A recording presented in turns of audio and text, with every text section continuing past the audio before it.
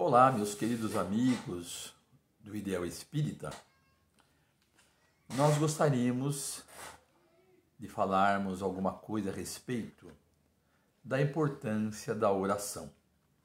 Antes, porém, gostaríamos de convidar a todos de se apropriarem, do copinho d'água ou da garrafa d'água, para que nesses próximos minutos nós, falando de Jesus, da importância da oração, de Deus, nosso Pai Todo-Poderoso, possam os benfeitores amigos, os benfeitores da espiritualidade maior, os médicos, colocarem no copo d'água, na garrafa, o medicamento de que tanto necessitamos, ok?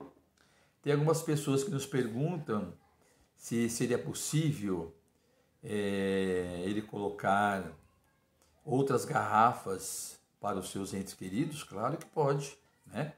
Inclusive tem pessoas que têm o hábito de colocar o nome, do pai, da mãe, do irmão, e para que tome, durante os dias subsequentes. Sem dúvida alguma, podem sim. Tá bom?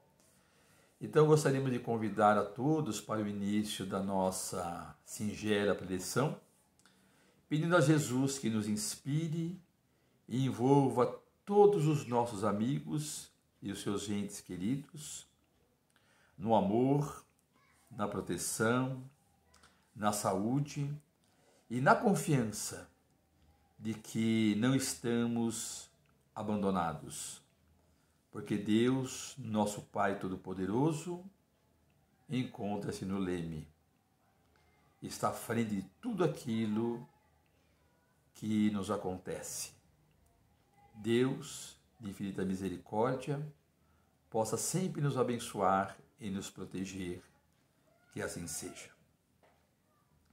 Gostaríamos de iniciar com uma singela leitura que encontra-se em Marcos, capítulo 11, versículos 24, que diz assim: Por isso vos digo, todas as coisas que vos pedirdes orando, crede que haveis de ter, e que assim vos sucederão.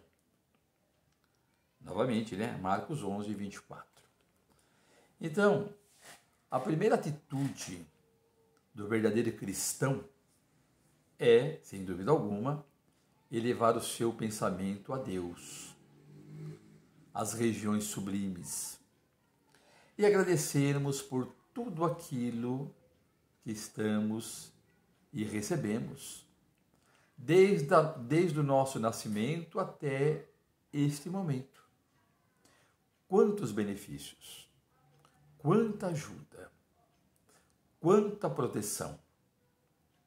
Se estamos aqui neste momento, ouvindo essas singelas palavras, é pela bondade de Deus, que tem reservado,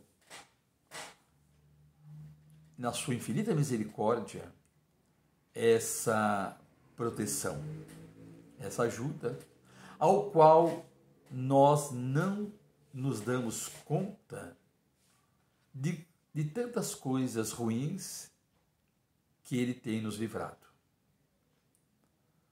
André Luiz fala que quando chegamos no mundo espiritual, é mostrado na tela da nossa existência de 30, 40, 50, 80 anos, de quantas coisas os benfeitores amigos nos livraram. E, no entanto, nós ainda não damos conta dessa proteção, dessa ajuda. Acreditamos que somos autossuficientes nesse planeta de expiações e de provas, de tantas dificuldades. Se não fosse pela misericórdia de Deus, pelo amparo de Jesus, pela proteção de valorosos benfeitores da espiritualidade, nós, com certeza não estaríamos onde nós estamos. Então, cabe a todos nós orarmos em nosso dia a dia. E para orar não importa o lugar nem o momento. Quando nós sentirmos aquela vontade de orarmos, estejamos aonde estivermos, conversemos com Deus. Abrimos o coração. Porque talvez naquele instante nós estamos sendo amparados por um benfeitor amigo, ou estamos assim nos envolvendo por vibrações dulcíssimas. Então é momento de nós elevarmos o pensamento a Deus e agradecermos. Ou também aproveitarmos o momento e pedirmos para outros tantos que estão passando por grandes necessidades. A oração é o pensamento em ação. E quando oramos com fé, com confiança, com determinação, tenhamos a certeza de que essas vibrações haverão de atingir, de chegar até aqueles que precisam, que passam por tremendas dificuldades. Jesus, inúmeras vezes no seu Evangelho, que é a Boa Nova, que é o seu roteiro de luz pela terra, nos traz várias informações a respeito da oração. Uma delas que todos nós conhecemos, desculpe, é aquela que ele diz que quando quiseres orar, entra no teu quarto, fecha a tua porta e ali em segredo converse com Deus. Que Deus em segredo haverá de vos ouvir. Ali é o momento de oração. A oração é a conversa sincera do ser criado com o Criador. Nada mais é do que uma conversa sincera, como nós poderíamos estarmos conversando com uma pessoa que nós muito confiamos. E naquele momento, a pessoa que nós confiamos é Deus. E ali Deus haverá de nos ouvir e de atender aquilo que tanto nós precisamos. Seja nas questões financeiras, doença em família, problemas pelos quais nós estamos passando, alguma coisa que temos e precisamos resolver, sentemos em nossa cama antes de dormir, fechemos os olhos e dizemos: meu Pai, me ajude, me dê a sabedoria, me dê o discernimento, para que eu possa, amanhã, no novo dia, tentar resolver essas questões. E Deus estará presente. E haverá de abrir outros caminhos para que nós possamos resolver aquelas tristes situações. Existe, no entanto, uma outra questão que Jesus nos chama a atenção quanto à questão de reconciliar com aqueles ao qual nós temos uma certa desavença, uma mágoa, né? Porque existe uma passagem ao qual ele diz assim: se fores levar a tua oferta ao altar e lá te lembrares de que existe alguma coisa contra alguém, uma mágoa, uma intriga, vai, reconcilia-te e depois volte para fazer a tua oferta.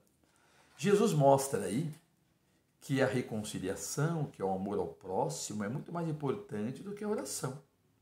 Não que a oração não seja, mas para que nós possamos fazer com que a nossa oração, os nossos pedidos cheguem aos pés de Deus, é imprescindível que nós estejamos tranquilos, serenos, calmos, sem aborrecimento, sem mágoa, sem ódio, sem vingança. em nosso íntimo e nosso coração. Porque se assim estivermos, dificilmente o nosso padrão vibratório haverá de atingir as regiões sublimes. Então Jesus nos pede: reconcilia-te com o teu adversário enquanto estás a caminho com ele, nessa oportunidade bendita aqui na terra, a qual Deus concede a cada um de nós. E depois é claro que, ao reconciliar, estaremos muito mais tranquilos para que a nossa oração, a nossa prece, o nosso pedido atinja as regiões sublimes e lá as entidades amigas possam vir em nosso socorro, nos ajudar e abrir os caminhos para que nós atinjamos aquilo que nós tanto precisamos. Né? Jesus, naqueles momentos que antecedia a sua crucificação, leva os discípulos ao Monte das Oliveiras e pede a eles que lhes acompanhem na oração. Vê? Nem Jesus, o sublime amigo, prescindiu da oração. E pediu inclusive que os amigos orassem junto dele. E ali os deixando, Simão Pedro, Tiago e João, ele retira-se, naquele momento, naquele martírio ao qual ele deveria passar, um grande testemunho. E por 3 vezes ele volta e encontra eles dormindo. E diz: Jesus, de uma forma carinhosa, nem por um pouco de tempo pudeste estar comigo em oração? E ele nos lança aquela maravilhosa frase, né? Vigiai e orai, para que não entreis em tentação. O que é vigiar? Vigiar nada mais é do que policiar aquilo que nós falamos em nosso dia a dia. Porque depois da palavra falada, das palavras que magoam, que machucam, não tem mais como voltar atrás. Vigiar é comandar a sua atitude para não incorrer em erros maiores.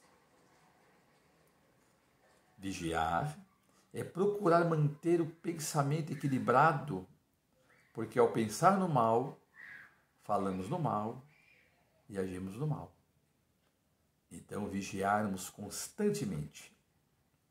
Porque depois de vigiarmos equilibradamente, podemos tranquilamente sentarmos e orarmos por todos aqueles que passam por muitas dificuldades, inclusive recebermos então do mundo maior aquilo que nós tanto precisamos. Jesus nos lega, lá no Sermão da Montanha, que é o maior código de ensinamento de Jesus, que são os capítulos 5, 6 e 7, que é o Sermão da Montanha, que é um código de ética, de moral cristão, de atitudes mesmo. E lá no capítulo 6, versículos 13 a 19, nós temos o Pai Nosso. Essa sublime oração que um dia Jesus, esse ser mais sublime que veio à Terra, nos legou. Essa oração que veio e partiu dos seus lábios. Então, além da oração, podemos também realizar outras tantas orações que partem de um coração sincero e consciente das suas realizações.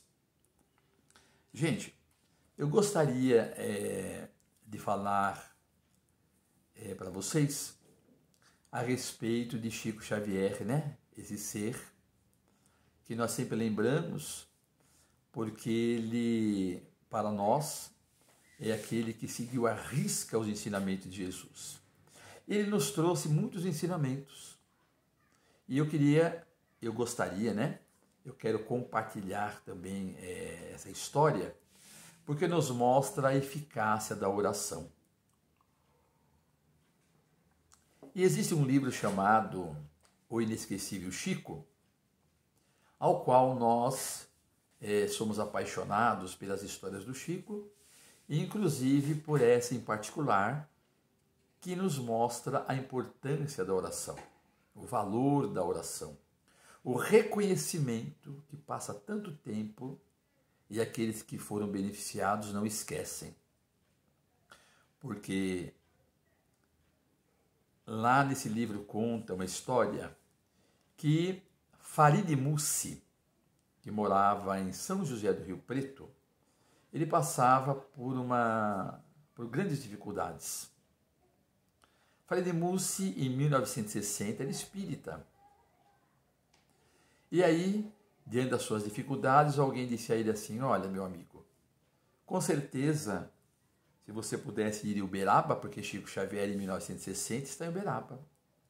Eu tenho a certeza de que só a presença do Chico, só de você sentar próximo àquele homem luz, aquele homem bondoso, você sentirá o seu coração já refrigerado. Não pensou duas vezes. Na primeira oportunidade, ele vai para Uberaba. De São José do Rio Preto a Uberaba, é mais de 300 quilômetros. Quando ele chega em Uberaba, para falar com o Chico, no Centro Espírita da Prece, a fila era imensa. Imagine, né? Eu vim de tão longe para falar com o Chico, eu não me lembrava dessa fila, e agora? Mas ele está lá, firme e forte. Então, de repente, conta a história que uma pessoa chega até ele e diz assim: Sr. Farid Mussi, Chico Xavier está lá dentro, pedindo que o senhor me acompanhe, que ele quer falar com o senhor. E o senhor Farid Mussi diz: mas sou eu mesmo? Sim. Lá dentro, ele me chamou, deu as suas características, pediu que eu lhe procurasse na fila e, por gentileza, me acompanhe. Ah, ele já foi chorando de alegria. Porque, gente, sem dúvida alguma, só esse homem mesmo, né? Para ter inspiração, para comprovar a existência do mundo espiritual e o grande amor dos espíritos amigos por nós. Quando chegou lá junto ao Chico, ele sentou, né? Chico Xavier atendia lá sentado, com uma cadeira do lado. E Chico Xavier disse a ele assim: Seu Farid, está aqui do meu lado, né? Um espírito chamado Maura Javarini, que pediu que eu lhe chamasse para agradecer as orações que o senhor fez para ela. O senhor lembra? E ele então falou assim: me lembro sim, da senhora Maura Araújo Javarini. Eu lembro. Eu lembro porque, sabe, Chico, foi em 1932, gente. Ele está falando com o Chico agora em 1960. Eu me lembro porque eu era esotérico. E lá em 1932, morando em São José do Rio Preto, eu estava em meu portão quando passou um féretro, né? Passou pessoas carregando um caixão para o cemitério, para ser sepultado. E aí então eu perguntei ao meu amigo, que também era esotérico, alfaiate, o que aconteceu? Ele me disse assim: a dona Maura, ela tomou uma alta dose de lisol e suicidou-se. E por ter se matado, o seu corpo não pôde passar pela igreja e o padre não vai encomendar porque é um suicídio. Ele então compadeceu-se e disse ao amigo: então, vamos colocar o nome no Tavita, que é o livro de orações dos esotéricos, né? Para estar no círculo de orações. E nós vamos orar pelo espírito dela. E assim fizeram. Fizeram durante muito tempo.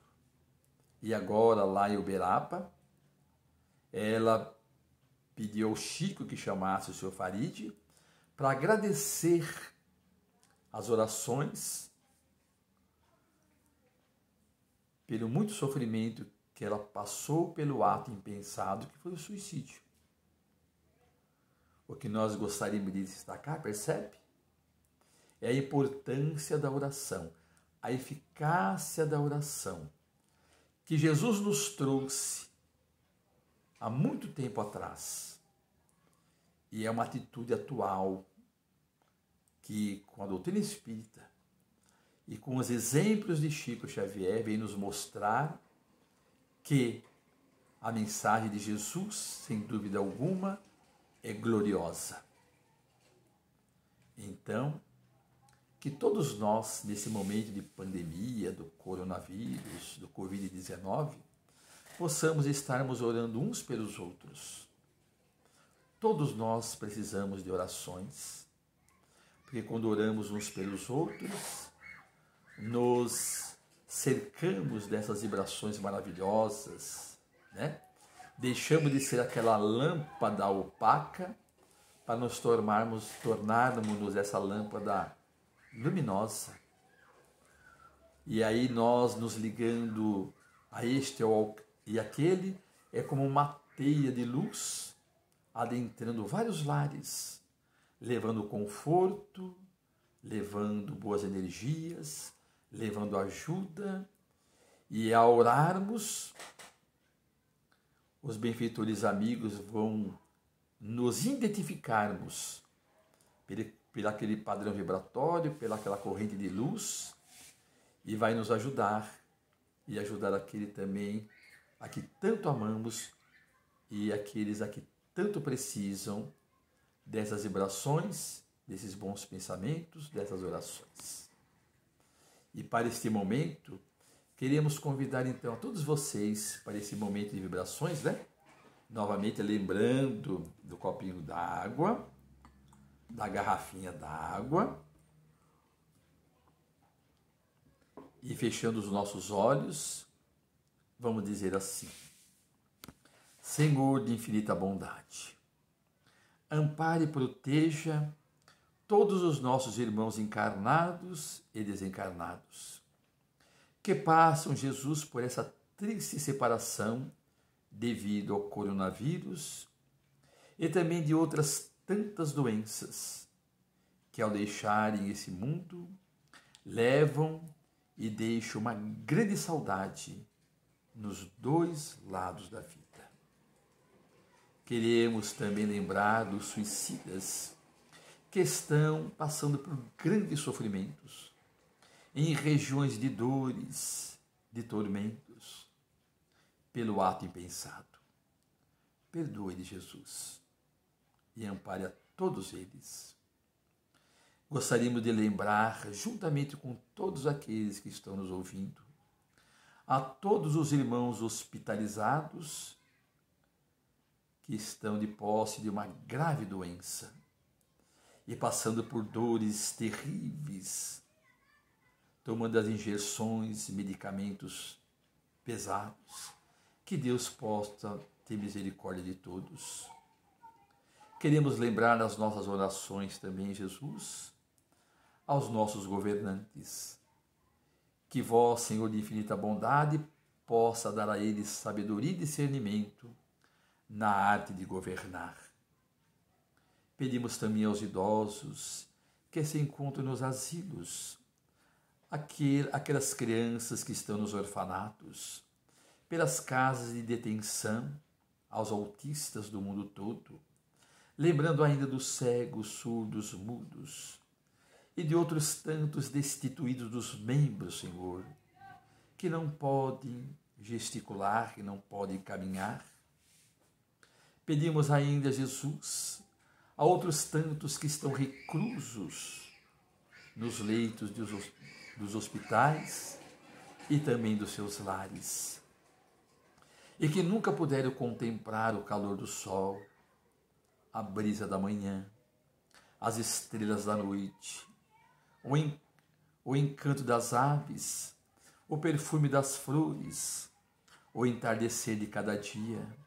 Enfim, Senhor, que nunca nos falte esse momento de orar pelos que sofrem e de agradecer por tudo aquilo que nos tem concedido em nossa atual existência. Porque teu é o reino, o poder e a glória, para sempre. Amém. Fiquem todos com Deus e até uma próxima oportunidade com as bênçãos de Deus. Muito obrigado.